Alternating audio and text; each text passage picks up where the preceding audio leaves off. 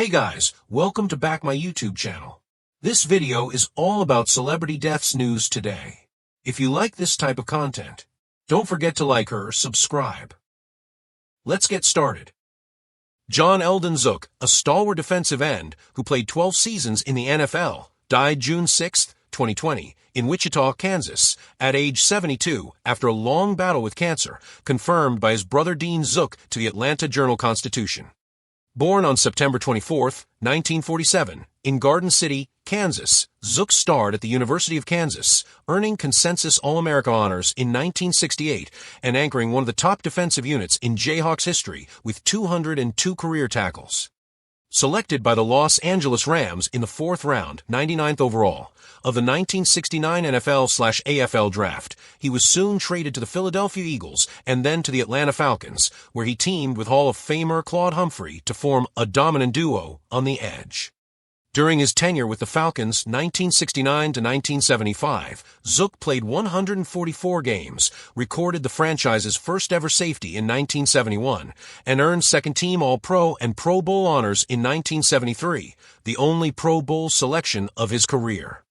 In 1976, he was traded to the St. Louis Cardinals, where he finished his career in 1979, remembered by teammates as a hard-working, full-speed competitor whose country charm and dedication left an indelible mark on the game. Falcons great Claude Humphrey reflected on their partnership, saying, "He and I got along better than I've been able to get along with anybody, because we both had to work hard to get where we were going," underscoring Zook's work ethic and camaraderie. Kenneth Jerome Riley, August 6, 1947 to June 7, 2020, was an American football cornerback who spent his entire 15-season career with the Cincinnati Bengals, beginning in the AFL in 1969 and continuing in the NFL through 1983. A former quarterback at Florida A&M University, he was selected in the 6th round of the 1969 NFL Draft. Riley recorded a franchise record 65 interceptions and 5 touchdowns, then the 5th most in NFL history, and was named to 3 All-Pro teams despite never making a Pro Bowl. After retiring as a player, he coached defensive backs for the Green Bay Packers and served as head coach and athletic director at Florida A&M, earning 2 Meat Coach of the Year awards. Riley died of a heart attack at his home in Bartow, Florida, on June 7, 2020, at age 72, and was posthumously inducted into the Pro Football Hall of Fame in 2023. Tom Dempsey, the legendary NFL kicker known for his record-breaking 63-yard field goal, passed away on April 4, 2020, at the age of 73 due to complications from COVID-19. Born without toes on his right foot and fingers on his right hand, Dempsey defied the odds and became a professional athlete, playing for teams like the New Orleans Saints, Philadelphia Eagles, and Buffalo Bills. On January 12, 1947, Tom Dempsey, a professional football player, was born in Milwaukee, Wisconsin. His historic kick in 1970 set an NFL record that stood for 43 years. After retiring, he remained a beloved figure in the sports community. In later years, he battled Alzheimer's disease and dementia. His passing marked the loss of an inspiring figure who overcame physical challenges to leave an indelible mark on football history. Dempsey's legacy continues to inspire athletes worldwide, proving that determination and skill can triumph over adversity.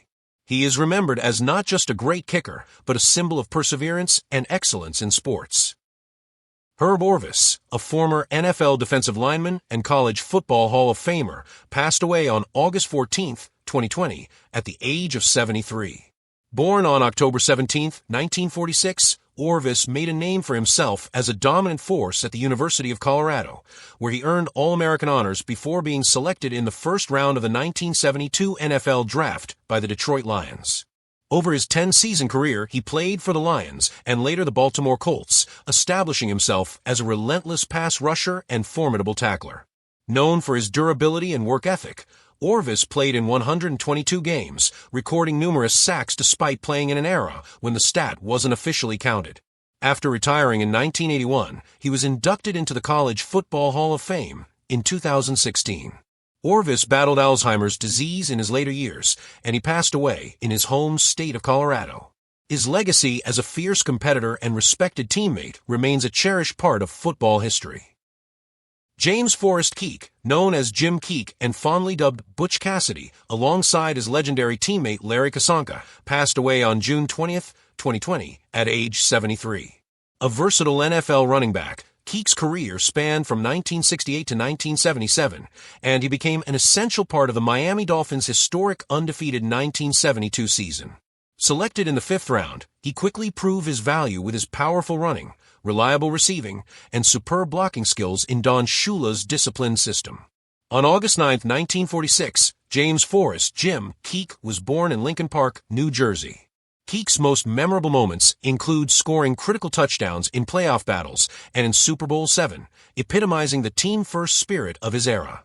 His passion for the game and humble approach made him a beloved figure in NFL history, ensuring that his contributions to the sport will never be forgotten.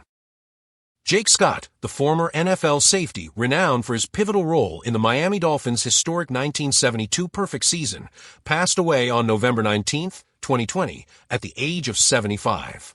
Born on July 20, 1945, in Greenwood, South Carolina, Scott grew up in Athens, Georgia, where he showcased his athletic prowess at the University of Georgia. There he earned All-American honors and was named the Southeastern Conference Player of the Year in 1968. Opting to leave college early, Scott played a season in the Canadian Football League before being selected by the Miami Dolphins in the 7th round of the 1970 NFL Draft. As a Dolphin, he quickly established himself as a defensive stalwart, earning Pro Bowl selections for 5 consecutive years and becoming the franchise's all-time leader in interceptions with 35. Scott's most memorable performance came during Super Bowl VII, where his 2 interceptions against Washington were instrumental in securing Miami's 14-7 victory, completing their unprecedented 17-0 season and earning him the Super Bowl MVP title. Despite his on-field success, Scott's relationship with Dolphins coach Don Shula became strained, leading to his trade to Washington in 1976, where he played until 1978. Throughout his 9-season NFL career, Scott amassed 49 interceptions and 13 fumble recoveries. Known for his reclusive nature post-retirement, he spent his later years in Honolulu, Hawaii, and was inducted into the College Football Hall of Fame in 2011. Scott's death resulted from head injuries sustained during a fall in Atlanta, Georgia. Lloyd Phillips, born on May 2, 1945, in Fort Worth, Texas, was a distinguished American football player renowned for his exceptional contributions as a defensive tackle. He began his athletic journey at Longview High School in Texas, earning All-State honors in 1962. Phillips then attended the University of Arkansas, where he became a pivotal figure in the Razorbacks' defense. As a sophomore, he played a crucial role in the team's undefeated 1964 season, culminating in a national championship. Throughout his collegiate career, Phillips amassed 304 tackles and received unanimous All-American honors in 1966. The same year, he was awarded the prestigious Outland Trophy as the nation's top interior lineman. His outstanding performance led to his induction into the College Football Hall of Fame in 1992.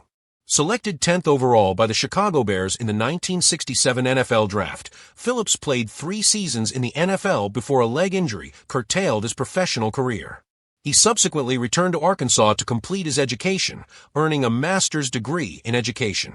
Phillips dedicated nearly 4 decades to serving as an assistant principal and administrator in the Springdale and Rogers school districts, impacting countless students' lives. He passed away on December 27, 2020, at the age of 75 due to complications from a stroke.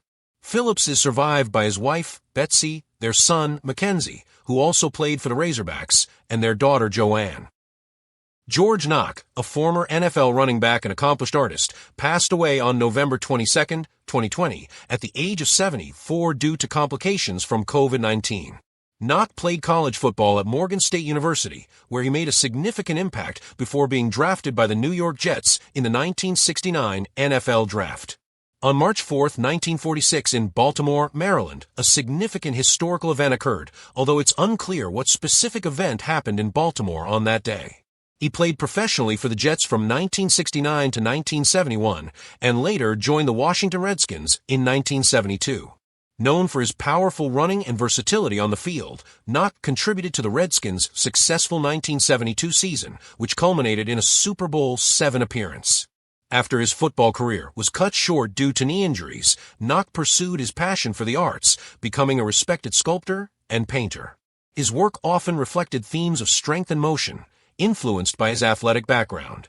George Knox's legacy lives on not only through his contributions to football, but also in the artistic world, where he left behind a body of work that continues to inspire. Allen Brown, born on March 2, 1943, in Natchez, Mississippi, was a distinguished American football tight and renowned for his contributions to both collegiate and professional football. At Natchez High School, he excelled in football, basketball, baseball, and track, earning first-team All-Big 8 Conference honors as a senior. Opting to play for the University of Mississippi under coach Johnny Vaught, Brown became a pivotal player for the Rebels, lettering from 1962 to 1964 and serving as co-captain in his final year. His exceptional performance led to first-team All-SEC selections in 1963 and 1964, and he was recognized as an All-American by multiple publications in 1964. In the 1965 drafts, Brown was selected by both the Green Bay Packers, NFL, and the San Diego Chargers, AFL, choosing to join the Packers.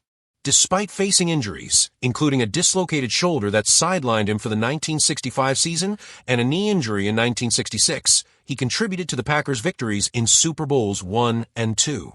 A severe injury in the final game of the 1967 season, involving broken ribs, a ruptured spleen, and kidney damage, led to his retirement from professional football. Post-retirement, Brown returned to Natchez, dedicating himself to community service through organizations such as the Grace United Methodist Church Men's Club and the United Way.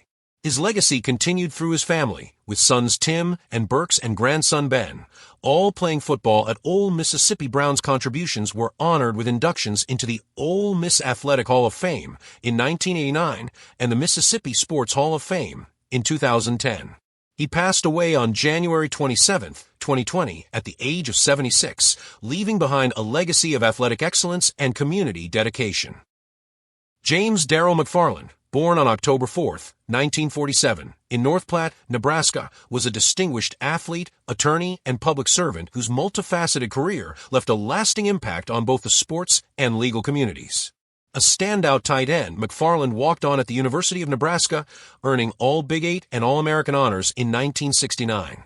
He set a school record with 7 receptions in a single game against Texas A&M that year, and was inducted into the Nebraska Football Hall of Fame in 1999.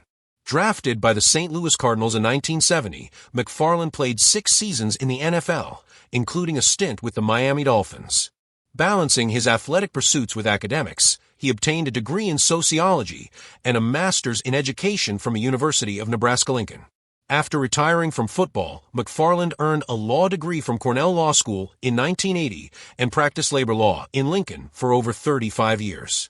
His commitment to public service led to his appointment as Nebraska's 28th District State Senator in 1986, a position he held until 1991. Beyond his legal and political endeavors, McFarland remained connected to football, serving on the NFL Former Players Association Board of Directors and contributing to the 2011 collective bargaining agreement negotiations. In 2017, he pursued a Master of Fine Arts in Creative Writing from Creighton University. McFarland passed away on November 27, 2020, in Omaha, Nebraska, at the age of 73, due to complications from pancreatic cancer.